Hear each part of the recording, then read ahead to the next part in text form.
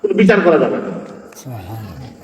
দুইজন যদি সাক্ষী হয় আমি চুরি করি নাই, দুইজনে মিললে কইল যে আপনি চুরি করছেন, আমি কইলাম করি নাই, ফাইসালা হবে তাদের এই যে সাক্ষী দিলেন এই সাক্ষী গ্রহণযোগ্য হয়ে যাবে, কিন্তু আমি আল্লাহর কাছে মাপ পাবো, তারা আসামি হয়ে দাঁড়াবেন, দুনিয়ায় মুআমালা যে বিচার, এই বিচার হয়ে যাবে। তাইলে দুইজন সাক্ষী লাগবে পাবো।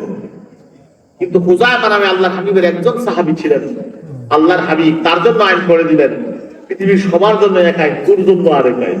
সুবহানাল্লাহ। ঘটনা ছিল কি, আল্লাহর হাবিব এক ইহুদির কাছ থেকে উট কিনলেন, উটের মূল্য পরিশোধ করে দিলেন, কিন্তু কোনো সাক্ষী ছিল না, কারো সামনে ছিল না। ইহুদি ভাবলেন মুহাম্মদ তো কোনো সাক্ষীর সামনে আমারে মূল্য পরিশোধ করে নাই, আমি যদি দাবি করি কোনো সাক্ষী দাঁড় করাতে পারবে না, সুতরাং আমি আবারও টাকা আদায় করতে পারবো, আবারও মূল্য নিতে পারবো। আল্লাহর হাবিবের সামনে গিয়ে বলেন, ও মুহাম্মদ তুমি উটের মূল্য পরিশোধ করো। আল্লাহর রাসূল বলেন, আমি উটের মূল্য পরিশোধ করে দিয়েছি। ইহুদি বলেন, তোমার পক্ষে যদি কোনো সাক্ষী থাকে সাক্ষী আনতে পারো, কেউ যদি সাক্ষী দিতে পারে আমি মেনে যাব, নতুবা যাব না, আমার দাবি থেকে আমি নড়ে যাব না। আল্লাহর হাবিব বাবা হঠাৎ করে ঝামেলায় পড়ে গেলেন, কোন সাক্ষী তো সেখানে ছিল না, কারোর সামনে তো ওটার মূল্য পরিশোধ করে নাই। হযরতে হুযায়ফা আল্লাহর হাবিবের সামনে ছিলেন, আল্লাহর হাবিবকে হুযায়ফা ডাক দিয়ে বলি, ইয়া রাসূলুল্লাহ, ইয়া হাবিবাল্লাহ, আমি সাক্ষ্য দিতে পারবো, আমি সাক্ষী দিলাম আপনি ইহুদের উটের মূল্য পরিশোধ করে দিয়েছেন। আল্লাহর রাসূল এর পক্ষে হুযায়ফা সাক্ষী দিলে ইহুদি হেরে গেলেন, চলে গেলেন। আল্লাহর রাসূল জিজ্ঞেস করে, হুযায়ফা রে কেমনে সাক্ষী দিলি? তুই তো আমার সামনে হাজির ছিলি না। হুযায়ফা কো, হুজুর কেমনে দিতাম না, জীবনে আল্লাহ দেখি নাই, জীবনে ফেরেশতা দেখি নাই, জান্নাত দেখি নাই, জাহান্নাম দেখি নাই, কিন্তু হুজুর গো আমি তো সাক্ষ্য দিই আল্লাহ ছাড়া কোনো ইলাহ নাই। হুজুর আমি যে আল্লাহ ছাড়া কোনো ইলাহ নাই সাক্ষ্য দিলাম, দলিল কি? আপনার জবানের উপর ভিত্তি করে তো সাক্ষী দিলাম।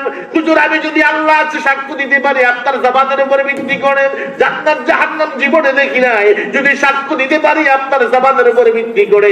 হুজুর আপনি তো বলেছেন ইহুদিরে তোর মূল্য পরিশোধ করে দিয়েছি, হুজুর আমার আর দলিলের কোনো প্রয়োজন নাই, আপনার জবান মুবারকের উপর ভিত্তি করে আমি সাক্ষ্য দিয়ে দিলাম আপনি ইহুদির উটের মূল্য পরিশোধ করে দিয়েছেন। সুবহানাল্লাহ। উপরের বাইরে আমার নবী হলেন শারে আলাইহিস সালাম, শরীয়তের মূল তিনি। আশ-শারিয়াতু আকওয়ালি, আমার রাসূল বলেন শরীয়ত হলো আমার জবানের কথা। আল্লাহু আকবার বলেন, যা বলে তা সত্য। ওই রাসূল বলেছেন আল্লাহ আছে, আমরা বিশ্বাস করি, তিনি হলেন আমাদের দলিল। আর আল্লাহর যে নিদর্শন, সেই নিদর্শনের মাঝে অনেক নিদর্শন আছে। ইন্নাস সাফা ওয়াল মারওয়াতা মিন শাআইরিল্লাহ, সাফা মারওয়া পাহাড়, এই দুইটা পাহাড় যদিও পাহাড়, কিন্তু আল্লাহ কয় এটা আমার নিদর্শন। আল্লাহু আকবার। সাফা পাহাড় যারা হজ করতে গেছেন, সাফা আর মারওয়া সাই করেন নাই, দুইটা পাহাড়, ছোট ছোট পাহাড়। আরে এই পাহাড়ে দাঁড়িয়ে দোয়া করলে আল্লাহ দোয়া ফিরাইয়া দেয় না। 5টা জায়গাতে মক্কায় দোয়া কবুল হয়, এর মধ্যে সাফা মারওয়া দুইটা জায়গা, দুই পাহাড়, দুই জায়গা। সাফা আর মারওয়া ছোট্ট দুইটা পাহাড়। আল্লাহ ইন্নাস সাফা ওয়াল মারওয়াতা মিন শাআইরিল্লাহ, আমার অসংখ্য নিদর্শনের মধ্যে হতে এই দুই পাহাড় আমার নিদর্শন। পাহাড়ের ইজ্জত কত! আপনি হজ করতে যাবেন, উমরা করতে যাবেন, খানায় কাবা তাওয়াফ করেছেন, তাওয়ার পরেই আপনাকে সাফা আর মারওয়া দুই পাহাড় সাই করতে হবে। আল্লাহু আকবার। অনেক নিদর্শন আছে।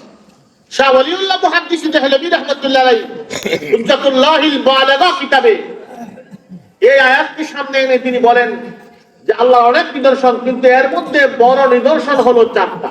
কয়টা? 4টা। এর মধ্যে 1 নাম্বার হলো নবিউল্লাহ, আমার প্রিয় নবীজি হলেন আল্লাহর নিদর্শন। 2 নাম্বার হলো বাইতুল্লাহ, খানায়ে কাবা আল্লাহর নিদর্শন। 3 নাম্বার হলো কিতাবুল্লাহ, কুরআন শরীফ আল্লাহর নিদর্শন।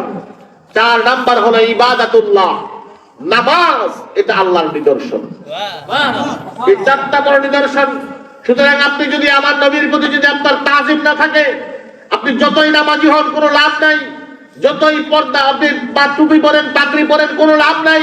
খানায়ে কাবার প্রতি যদি আপনার তাজিম না থাকে, যতই বাহ্যিক ইবাদত করেন কোনো লাভ নাই।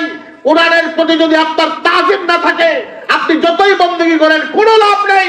নামাজের প্রতি যদি আপনার তাজিম না থাকে, আপনি যতই বন্দেগী করেন অন্য কোনো লাভ নাই। এটি অন্তরের তাকওয়া, হৃদয় থেকে বিশ্বাস করতে হবে। খানায়ে কাবা, এই খানায়ে কাবা হলেন পৃথিবীর শ্রেষ্ঠ জায়গা। কথা বলেন ঠিক কিনা? আমাদের কিবলা। ভাইরা আমার, এই যে তাজিম,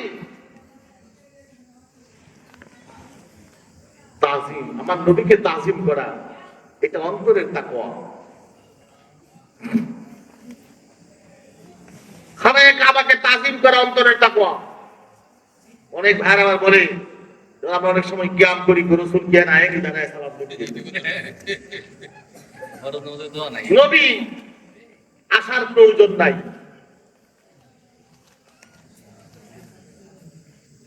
আপনি এইখানে বসে আপনি যদি পশ্চিম দিকে প্রস্রাব করেন, গুনাহগার হবেন কিনা? কাবাকে দেখেন আপনি? এখান থেকে তো সেই আপনার 5000 কিলোমিটার দূরে খানায়ে কাবা। কিন্তু এখানে প্রস্রাব করলে আপনি গুনাহগার হবেন। ওইদিকে ফিরে পায়খানা যদি করেন আপনি গুনাহগার হবেন। পিছনে দেওয়া যাবে না, সামনেও যাওয়া যাবে না, কেন গুনাহগার হবেন? এটা আল্লাহর নিদর্শন। যেখানেই থাকুক আপনাকে তাজিম করতে হবে। কি করতে হবে? ভাইয়েরা আমার, কিয়াম এই বিষয়টা আমি যত কিতাবই পড়েছি, আমার কাছে একটা ফায়সালা, লালবাগ মাদ্রাসার যিনি প্রতিষ্ঠাতা আল্লামা শামসুল হক ফরিদপুরি রহমতুল্লাহ আলাইহি, উনি তাসাউফ তত্ত্ব কিতাবের মধ্যে এটা সুন্দর ফায়সালা দিয়েছেন। আমার কাছে এই ফায়সালাটা খুব ভালো লেগেছে। তিনি বলেছেন, আরে বেটা কিয়াম এটা তো শরীয়তের মাসালাই না, এটা হলো তরিকতের মাসালা, এটা তাসাউফের মাসালা। শরীয়তের মাসালা হইলে তুমি জায়েজ আর না জায়েজের প্রশ্ন আনবা, কিন্তু এই যে কিয়াম মিলাদে রাসূলকে দাঁড়িয়ে সালাম দেওয়া, এটা হলো তাসাউফের মাসালা। মুহাব্বত দিয়ে মানুষ আল্লাহ রাসূলকে সালাম দেয়। সুতরাং এইটা এখানে জায়েজ না জায়েজের প্রশ্ন আনার কোনো প্রয়োজন নাই, কারণ এটা হলো মুহাব্বতের বিষয়। যে একজন মানুষ যদি রাসূলের মুহাব্বতে দাঁড়িয়ে যায়, ওই তার সাথে সাথে সমস্ত মজলিস দাঁড়িয়ে আমার নবীকে সালাম দেওয়া উচিত। আমার কাছে তাসাউফ তত্ত্বের এই ফায়সালা বড় ভালো লেগেছে। কারণ আমরা কেউ যদি মিলাদ কিয়াম না করে, আমরা তাকে বাধ্য করতে চাই না। কেন চাই না? এটা মুস্তাহাব মুস্তাহসান বিষয়, কেউ করলো না তার ব্যাপার। কিন্তু আমরা যারা করি, আমি বলতে পারি, আমি আল্লাহকে সাক্ষী রেখেই বলছি, কিয়ামে দাঁড়িয়ে রাসূলকে সালাম দিলে অন্তর শান্তি হয়ে যায়। কথা বলেন ঠিক কিনা? আমার অন্তর যদি শান্তি লাগে, আমি বললাম সমস্যা কোথায়? ঠিক কিনা? শান্তি লাগে, আমি করবো না কেন? আরেকটা বিষয় আমি বলি, ইখতিলাফ যদি থাকে উলামায়ে কেরামের মধ্যে কোনো মাসালা নিয়ে, আপনারা সাধারণ মানুষ জেনে রাখেন, কোনো মাসালা নিয়ে যদি ইখতিলাফ থাকে, দুই পক্ষ থাকে আলেমের মধ্যে, যে এই পক্ষ ওই পক্ষ, দুই পক্ষ, সাধারণ মানুষ যে কোনো পক্ষে যেতে পারে।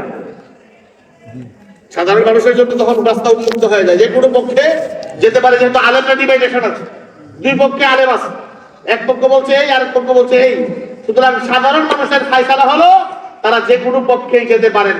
আমি এবার আপনাকে বললাম, আপনি যদি কিয়ামের পক্ষে চলে আসেন আর কিয়ামের বিপক্ষে যান, তাইলে আপনি এবার মূল্যায়ন করেন। আপনি যদি কিয়ামের পক্ষে চলে আসেন, তাহলে আপনি দাঁড়িয়ে আমার নবীকে সালাম দিলেন, আপনি নবীর উম্মত, ওই নবীর সুপারিশের আশা করেন। আর যদি বিপক্ষে যান, আপনি নবীকে দাঁড়িয়ে সালাম দিলেন না, তাইলে আপনার জন্য লাভজনক কোনটা? দাঁড়িয়ে সালাম দেওয়া না না দেওয়া? দাঁড়িয়ে সালাম দেওয়া লাভের।